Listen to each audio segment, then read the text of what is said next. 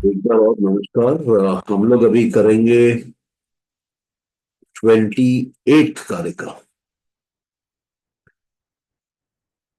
और पिछले कारिका में 27th में हमने देखा था मानस के बारे में, माइंड के बारे में। और यहाँ हम देखेंगे इंद्रियों के बारे में। इंद्रियां टोटल 11 हैं। एक माइंड, 5 सेंस ऑर्गन परसेप्शन के, परसीव करने के, ज्ञान लेने के, और 5 सेंस ऑर्गन जो कर्म करते हैं, एक्शन करते हैं बाहर की दुनिया में। तो यहाँ पर ये कहते हैं कि जो ज्ञान लेने वाले हैं इंद्रिय, वो सिर्फ ऑब्जर्व करते हैं, वो सिर्फ ज्ञान उठाते हैं। उस ज्ञान पर कोई काम नहीं करते हैं, मतलब उसमें कोई बदलाव नहीं लाते हैं, चेंज नहीं लाते हैं, उसके ऊपर एक्शन नहीं करते हैं। आंख बाहर की लाइट को अंदर डाल देती है, कान बाहर के साउंड को अंदर ले आता है, नाक बाहर के स्मेल को अंदर ले जाती है, स्किन बाहर के ताप को अंदर ले जाती है। और उसी प्रकार से जीभ भी बाहर के जो केमिकल्स जीभ पे लगे हुए हैं उसके स्वाद को अंदर लेके जाती है। तो जो नॉलेज वाले हैं वो सिर्फ देखते हैं, वो सिर्फ दृष्टा है, देखने वाले हैं। और जो कर्म की इंद्रियां हैं, जो एक्शन की इंद्रियां हैं, वो बाहर के जगत में, शरीर के बाहर जो है उसमें बदलाव लाते हैं, उसमें चेंज लाते हैं, उसमें कर्म करते हैं, उस पे एक्शन करते हैं। और ये जो 5 हैं, पहला है स्पीच। हम जो बोलते हैं वो साउंड की ऊर्जा निकलती है बाहर, एनर्जी निकलती है और बाहर में बदलाव लाती है। जो उसको सुनता है उसको अपने कान के जरिए ऑब्जर्व करता है, देखता है, और उसको अंदर लेके जाता है। अंदर वो मानस तक पहुंचती है और मानस उसका सेंस निकालती है। उसी तरीके से हाथ के माध्यम से हम वस्तुओं को मैनिपुलेट करते हैं। हम आटा गूंद सकते हैं, स्टीयरिंग व्हील चला सकते हैं, गिलास हाथ में पकड़ सकते हैं, खाना खा सकते हैं। तो इन सब में हम बाहर का जो फिजिकल रूप है उसमें बदलाव लाते हैं, चेंज लाते हैं। फिर तीसरा है लोकोमोशन। लोकोमोशन मतलब मूव करना, एक जगह से दूसरी जगह जाना। उसके लिए हम अपने पैरों का प्रयोग करते हैं। और जो पैर हैं, लेग्स हैं, फीट हैं, ये मोशन के साथ जुड़ी हुई है, हमको एक स्पॉट से दूसरे स्पॉट, एक पॉइंट से दूसरे पॉइंट ले जाती है। एक्सक्रीशन, हम जो खाना खाते हैं, पानी पीते हैं, उसमें जो भी वेस्ट मटेरियल होता है उसको बॉडी में होल्ड नहीं करते हैं, उसको बॉडी के बाहर इजेक्ट कर देते हैं, बाहर निकाल देते हैं, ताकि अंदर सिस्टम क्लीन रहे, अंदर टॉक्सिक मटेरियल जमा नहीं हो, अंदर हमारी लाइफ बढ़ सके। और एक ग्रेटिफिकेशन, ग्रेटिफिकेशन मतलब एक किस्म का सेक्सुअल प्लेजर, उसका भी एक ऑर्गन है और वो रिप्रोडक्शन के भी काम आता है। और उसमें हम बाहर की दुनिया में बदलाव करते हैं, संभवतः एक नए जीव को जन्म दे सकते हैं, या हम बाहर की दुनिया से प्लेजर ले सकते हैं।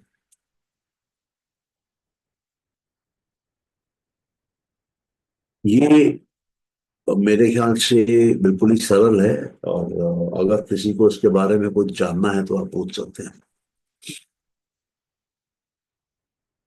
अगर किसी का कुछ पूछने का नहीं है तो हम लोग फिर अगले कार्य का भी चलेंगे।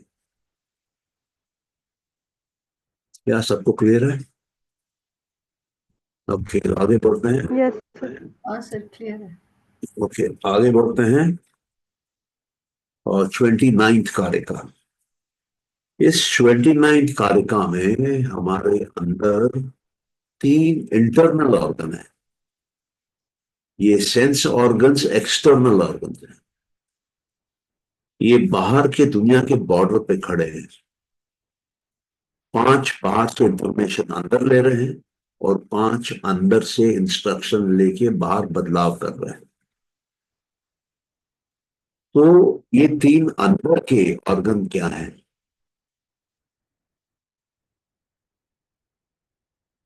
तो यहां पर ये कहते हैं कि जो 3 अंदर के ऑर्गन हैं, इनके अपने खुद के कैरेक्टरिस्टिक्स हैं, इनके अपने खुद के फंक्शन हैं, और ये तीनों अलग अलग हैं। तो पहले तो ये देखते हैं कि ये 3 कौन से हैं। ये हैं बुद्धि, अहंकार और मानस। तीनों का काम अलग अलग है, तीनों का फंक्शन यूनिक है, और इसलिए इनको 3 में बांटा गया है।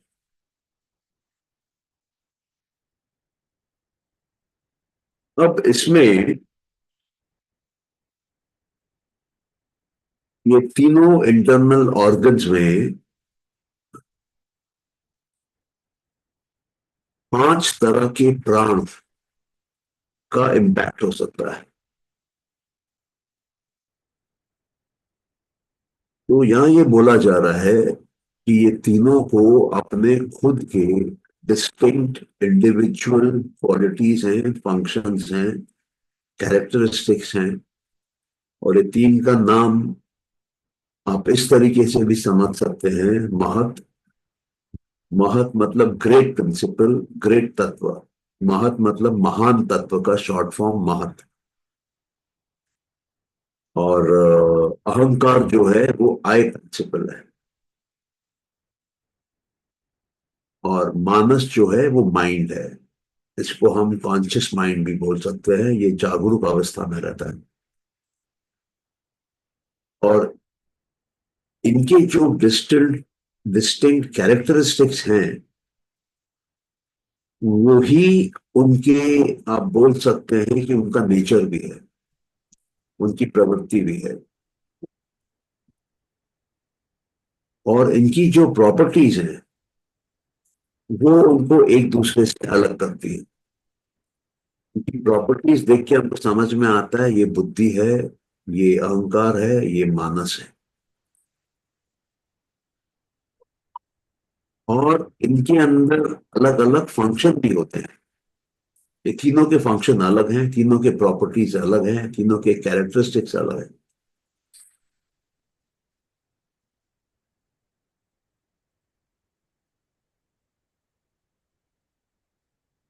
और इसमें बुद्धि जो है, बुद्धि का प्राइम फंक्शन क्या है? वो डिटरमाइन करना है, और इच्छा शक्ति है। तो अगर आप कोई जीवन में काम करते हैं, कोई प्रोजेक्ट कर रहे हैं, कोई असाइनमेंट कर रहे हैं, कोई गोल पे काम कर रहे हैं, तो जिनकी बुद्धि विकसित नहीं होती है, उनको प्रोजेक्ट्स को एग्जीक्यूट करने में बहुत दिक्कत होती है। उनके अंदर वो पावर नहीं है, वो शक्ति नहीं है, या शक्ति का अभाव है। बुद्धि कहां से आती है? बुद्धि आती है मूल प्रकृति से। मूल प्रकृति क्या है? मूल प्रकृति अनंत के ऊर्जा की सप्लाई है, जो हमेशा मौजूद है, परमानेंटली प्रेजेंट है। तो अगर वो मूल प्रकृति से जो प्रकृति बनी है वो कमजोर बनी है, और उसने अगर पूरी एनर्जी को नहीं लिया है, तो बुद्धि कमजोर है। अभी आप ऐसा समझ लीजिए कि किसी एक माँ को एक बच्चा 7वें महीने में हो जाए या 7.5वें महीने में हो जाए, प्री मैच्योर हो जाए, तो उसके ये 3 इंटरनल ऑर्गन्स भी कमजोर होने की संभावना है। बुद्धि, अहंकार और मानस। और अगर मूल प्रकृति से पूरी ऊर्जा नहीं ली गई जब प्रकृति को बनना था, तो प्रकृति का जो पहला स्टार्टिंग पॉइंट है, महत या बुद्धि, वो कमजोर होता है। और जब वो कमजोर होगा तो अहंकार भी कमजोर होगा, अहंकार कमजोर कमजोर होगा तो सारे तत्व कमजोर हो जाएंगे।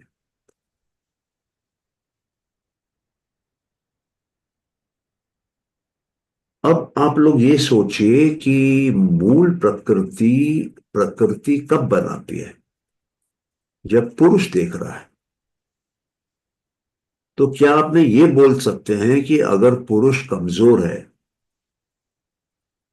तो मूल प्रकृति जो बच्चे को पैदा कर रही है उसमें भी कमजोरी है?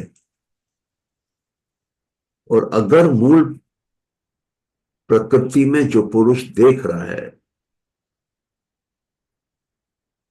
उसमें देखने की शक्ति ज्यादा है, प्रिसाइज है, स्पेसिफिक है, टू द पॉइंट है, तो उसमें कंसंट्रेशन की एबिलिटी है, तो वो जो प्रकृति बनेगी वो क्लियर कट बनेगी, स्पेसिफिक बनेगी, रेजर शार्प बनेगी। उसमें कुछ धुंधलापन नहीं होगा, उसमें पावर होगा।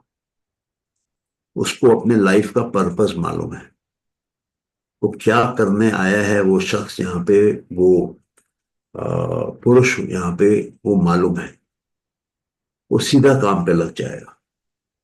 और जिसको नहीं मालूम है, जो कंफ्यूजन में है, जो धुंधलापन में है, उसको समय लग जाएगा। तो बुद्धि स्टार्टिंग पॉइंट है और बुद्धि रिप्रेजेंट करती है विल को, इच्छा को, उसकी शक्ति को। और जो अहंकार है वो आई प्रिंसिपल है, वो मैं और मेरा की बात ही सोचता है। इसका मतलब यूनिवर्सल प्रिंसिपल में मैं और मेरा की बात नहीं होती है। ये जो उसके नीचे अहंकार का प्रिंसिपल है उसमें मैं और मेरा की बात होती है, उसमें ईगो आता है। वो ईगो सेंट्रिक होता है, वो मैं और मेरा में ही लगा रहेगा, वो हर चीज को सेल्फिश नजरिए से देखेगा। और उसके बाद जो मानस है, माइंड है, वो ऑब्जर्वेशन का स्पेशलिस्ट है। उसके प्रत्यक्ष देखने की क्षमता बहुत डेवलप्ड है और वो प्रत्यक्ष ही देखता है। वो वही स्पॉट पे क्या हो रहा है वो देखता है, वो आइडेंटिफाई करता है। पहले धुंधला देखता है, फिर शार्प देखता है, फिर तो समझ में आता है किसका चेहरा है ये। फिर उसका नाम वो निकालता है, उसके नाम का मीनिंग, उसके बारे में कुछ वर्णन निकालता है और डेटा प्रोवाइड करता है अहंकार को। अहंकार को जो स्टार्टिंग का डेटा मिलता है उसमें अहंकार समझता है क्या है और उसको अपने संबंध में देखता है कि ये साइकिल जो दिखी ये मेरी है कि मेरे बेटे की है कि मेरे चाचा की है कि मेरे पड़ोसी की है। वो किसी के कपड़े देखता है, बातचीत का तरीका देखता है, तो वो आइडेंटिफाई कर लेता है कि ये हिंदू है कि मुसलमान है कि क्रिश्चियन है कि कौन है। तो माइंड जो है उसमें ऑब्जर्वेशन की क्षमता है, डेलिब्रेट करने की क्षमता है और वो इसी काम में माहिर है। अभी फंक्शन जो है वो दो टाइप के होते हैं। एक होता है, आप बोल लीजिए कॉमन, और एक होता है स्पेसिफिक।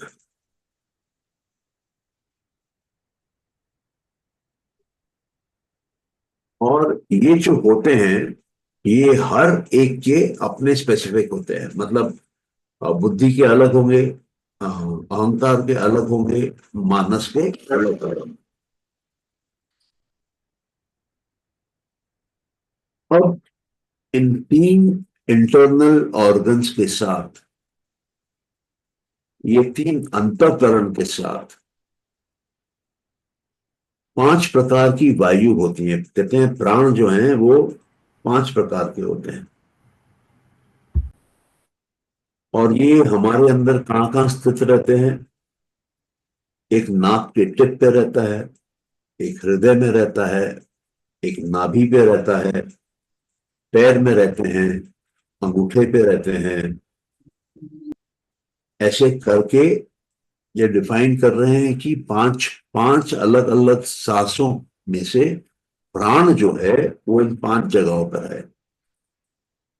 नाक के टिप पे, हृदय के अंदर, नाभि पे, पैर में और अंगूठे में। और अपाना बोल के एक और वायु है, वो गले के नेप में, मतलब सामने के हिस्से में, गले के पीठ पे वापस पैरों पे, एनस पे जहां से हम एक्सक्रीट करते हैं, और जो रिप्रोडक्टिव ऑर्गन है वहां पे, और जो हमारे साइड है शरीर के, यहाँ पे अपाना नाम के ब्रेथ बोल लीजिए या प्राण बोल लीजिए रहते हैं।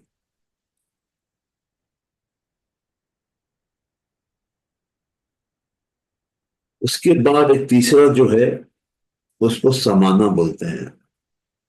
ये हृदय में है, नाभि पे है, और सारे जॉइंट्स में है। चौथा उड़ाना। उड़ाना जो है वो हृदय में है, गले में है, मुंह के अंदर पैलेट में है, सिर में है, और दोनों आईब्रोज के बीच में है।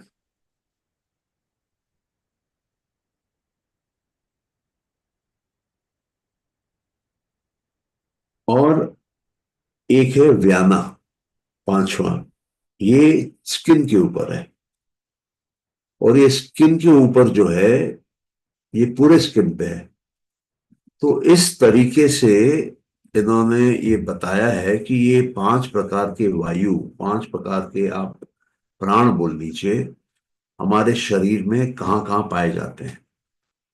और अ, अगर जब आप योग सूत्र पढ़ते हैं तो उसमें थोड़ा और डिटेल में समझ में आता है कि क्या होता है। अलग अलग सिद्धि आने पे ये अलग अलग प्राण किस प्रकार का काम करते हैं। जैसे ये जो अ, समाना है, ये कहते हैं कि नाभि के आसपास रहता है और डाइजेशन में हेल्प करता है। जो उड़ाना है वो इंसान को हल्का बना देता है, हवा में उड़ सकता है, पानी पे चल सकता है। तो इस तरीके से आप ये समझ सकते हैं कि बुद्धि के क्वालिटी अलग है, बुद्धि के प्रॉपर्टीज अलग है, बुद्धि का फंक्शन अलग है। सिमिलरली अहंकार के क्वालिटीज, प्रॉपर्टीज, फंक्शन अलग अलग हैं, और मानस के भी इसी प्रकार अलग अलग हैं। और ये इंडिपेंडेंट हैं और कनेक्टेड हैं। मतलब बुद्धि अकेला काम करना चाहे तो कर सकती है, बुद्धि अहंकार के साथ मिलकर काम करना चाहे तो कर सकती है, बुद्धि अहंकार और मानस के साथ काम करना चाहे तो तीनों को लेके कर सकती है। यहां तक किसी का कोई क्वेश्चन?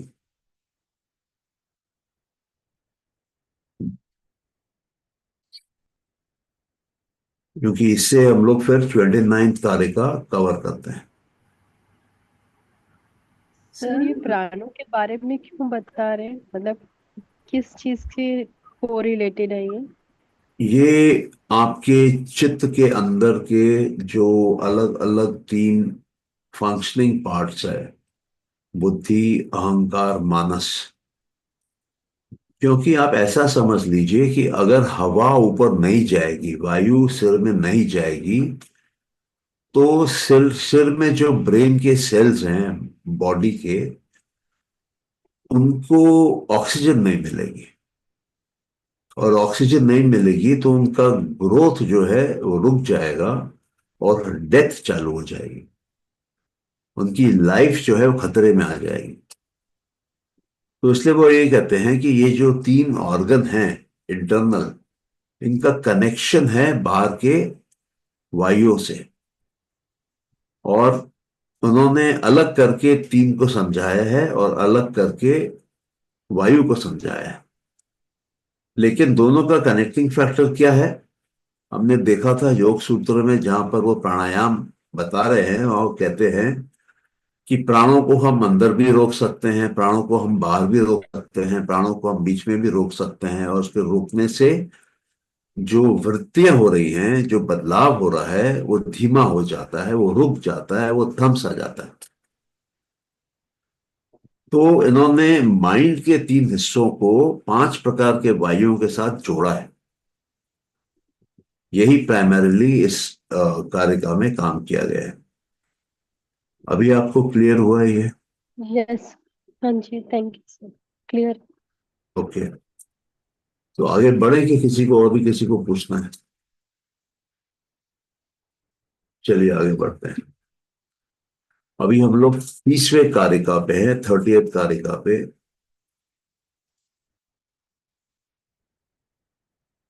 अभी कहते हैं कि ये जो चार हैं, चार मतलब क्या? बुद्धि, अहंकार, मानस और इंद्री।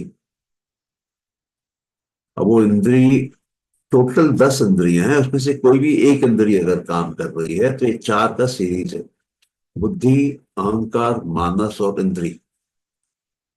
तो इन चारों का जो फंक्शन है वो साइमल्टेनियस भी हो सकता है और सक्सेसिव भी हो सकता है। साइमल्टेनियस मतलब पैरेलली चारों चले, चारों काम करें। और सक्सेसिवली मतलब पहले एक अपना काम करे, खत्म करे, दूसरा अपना काम चालू करे, फिर खत्म करे, फिर तीसरा अपना काम चालू करे, फिर खत्म करे, फिर चौथा अपना काम चालू करे, फिर खत्म करे। तो ये जो सक्सेसिव वाला होता है ये स्लो होता है प्रोसेस, क्योंकि एक खत्म होगा तब दूसरा चालू होगा, दूसरा खत्म होगा तब तीसरा चालू होगा। लेकिन जो पैरेलल चलता है वो फास्ट होता है, बहुत फास्ट होता है।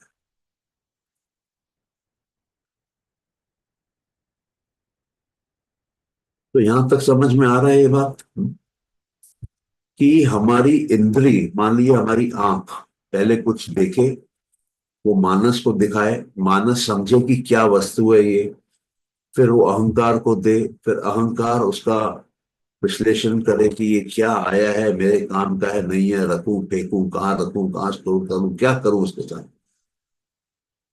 और चौथा है कि आपका बुद्धि, बुद्धि अब तय करे कि जो इंफॉर्मेशन आई है वो काम की है कि नहीं है, कितनी काम की है।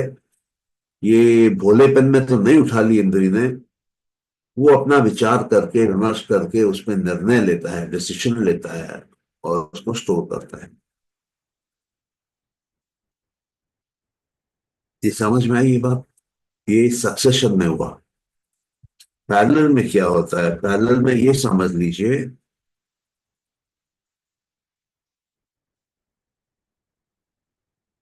कि मैं जंगल में हूं और जंगल में अंधेरी रात है और सडनली वहां पे लाइटनिंग होती है और मैं देखता हूं ठीक मेरे सामने शेर खड़ा है, ठीक मेरे सामने 1 फीट दूर। अब मैं क्या करूंगा? मैं वहां से उल्टा कूद के भागूंगा फुल स्पीड। और शेर क्या करेगा वो हम जानते नहीं। तो इस सिचुएशन में जहां पे इमरजेंसी आ जाती है, सब कुछ एक साथ काम चालू हो जाता है। इमरजेंसी फिर इंद्रियों के लिए भी है, इमरजेंसी फिर मानस के लिए भी है, इमरजेंसी फिर अहंकार के लिए भी है, इमरजेंसी फिर बुद्धि के लिए भी है। अब चारों के चारों फुल स्पीड दौड़ रहे हैं अंदर। और अंदर पहुंचते पहुंचते उसका मीनिंग असिमिलेट करते, जमा करके निकालने में अगर देर हो जाएगी तो ये संभावना है कि शेर झपटा मार के खा जाएगा अगर वो पीछे आ रहा है तो। लेकिन अगर आप बुद्धिमानी से कंट्रोल करते हैं इसको, तो वो जो पैरेलल आया पूरा इंफॉर्मेशन, पैनिक में आया, इमरजेंसी मोड में आया और सब वेल कोऑर्डिनेट हो गया और आप बच के निकल गए वहां से। तो ये जो प्रोसेस है पैरेलल वाला, ये बहुत फास्ट है और हम फुल टाइम ऐसा नहीं कर सकते। इमरजेंसी सिचुएशन में कभी कभी कर सकते हैं, ईश्वर कृपा होने पे वो एग्जीक्यूट होता है। तो यहां पर एसेंशियली वही चीज बोली जा रही है। इस पे किसी को कोई क्वेश्चन?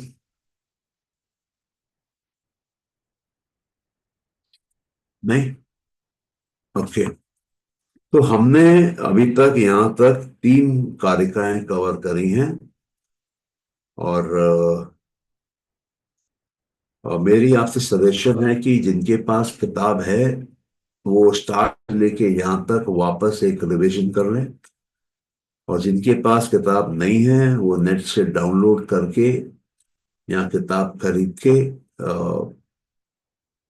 इसकी प्रैक्टिस करिए। प्रैक्टिस मतलब विजुअलाइजेशन करिए, कुछ अफर्मेशन करिए, देखिए कि क्या कंट्रोल आता है आपका प्रकृति के ऊपर। आपका प्रकृति के ऊपर कंट्रोल बढ़ जाएगा, बहुत बढ़ जाएगा। ढंग से करेंगे तो कम से कम 40-50% का फर्क आ जाएगा। आपको फील होगा, आपके आसपास वाले लोगों को फील होगा, आपका टाइम से जो संबंध है वो चेंज हो जाएगा। आप जो लोगों से डील कर रहे हैं वो अलग लेवल पे होने लगेगा। तो यही रुकते हैं आज। और जैसे मैंने कहा, किसी का कोई क्वेश्चन है तो पूछ सकता है, वरना हम लोग फिर अ, यहीं पे विराम देते हैं। तो किसी के मन में कोई डाउट है, कोई क्वेश्चन है इसको लेके, या अभी तक जो भी सांख्य के कार्यकाल में किया गया है, तो आप लोग पूछ सकते हैं। सर ये जो अफर्मेशन और मैनिफेस्टेशन वगैरह करते हैं, इसका डेली टाइमिंग के साथ में कुछ रिलेशन है क्या? जैसे सुबह करेंगे तो अच्छा रहता है, या फिर कुछ लोग बोलते हैं 11-11 और 1-11 ऐसा टाइमिंग में करेंगे तो अच्छा रहता है, ऐसा कुछ है क्या? मतलब टाइमिंग का साथ में इसका कुछ रिलेशन है? देखिए,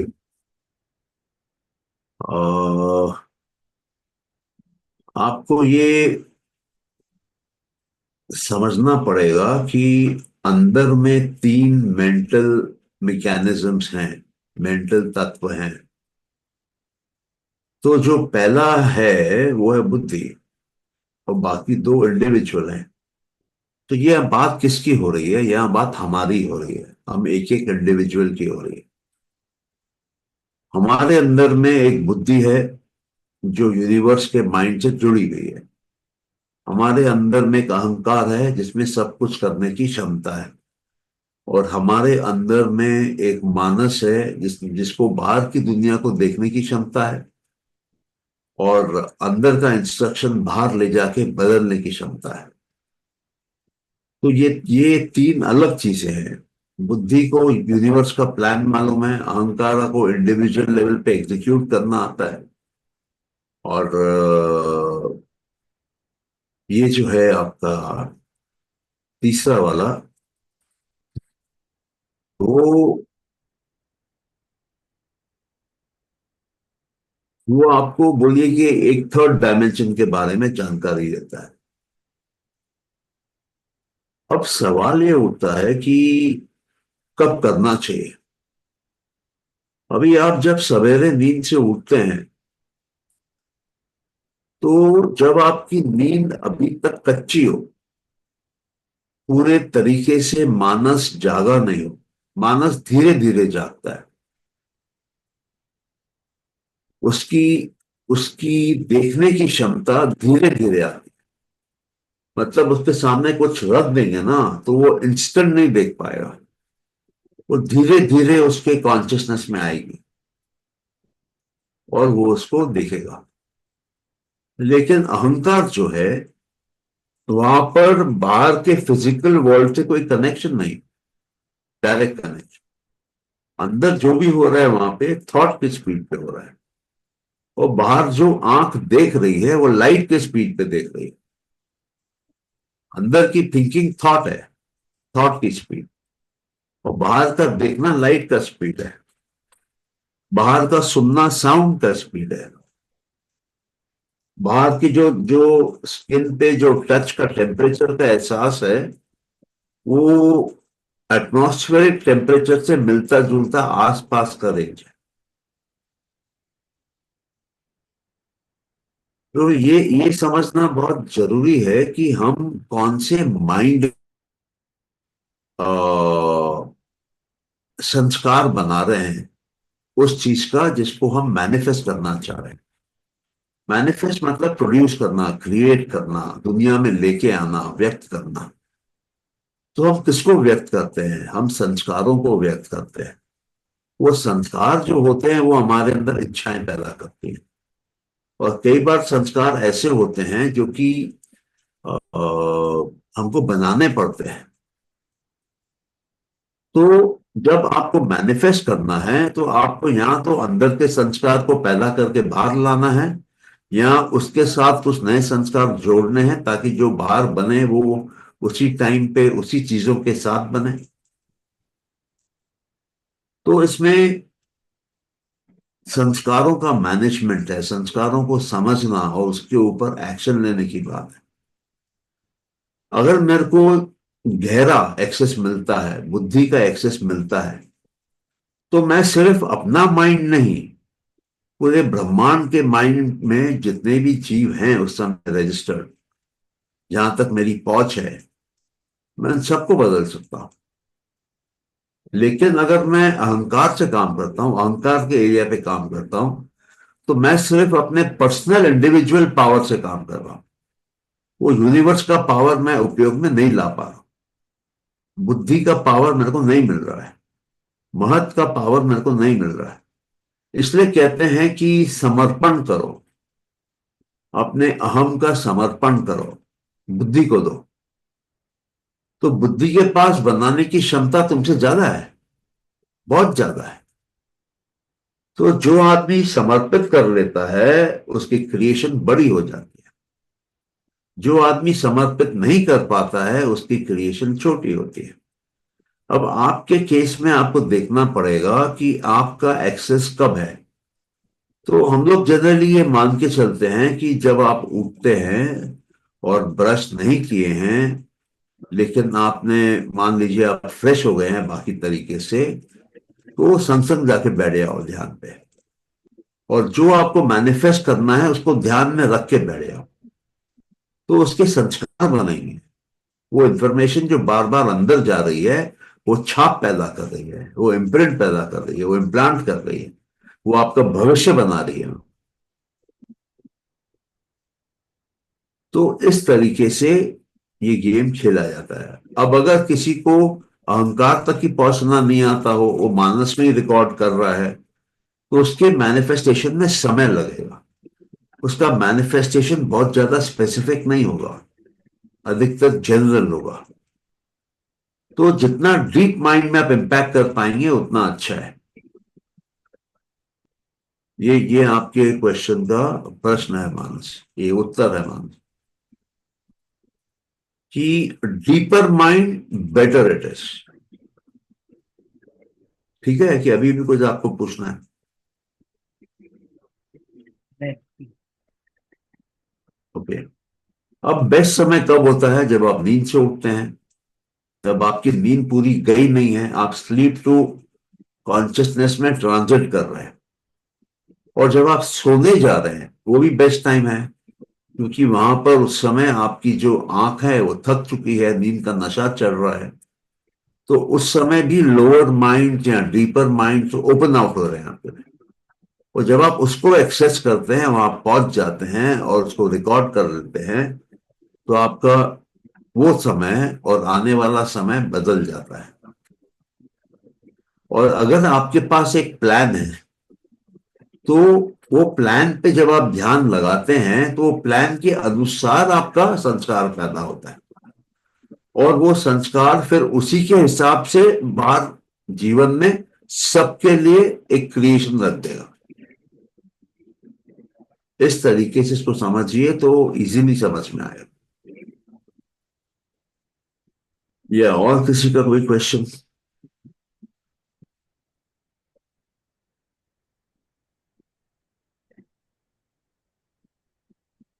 नहीं है तो फिर क्लोज करें।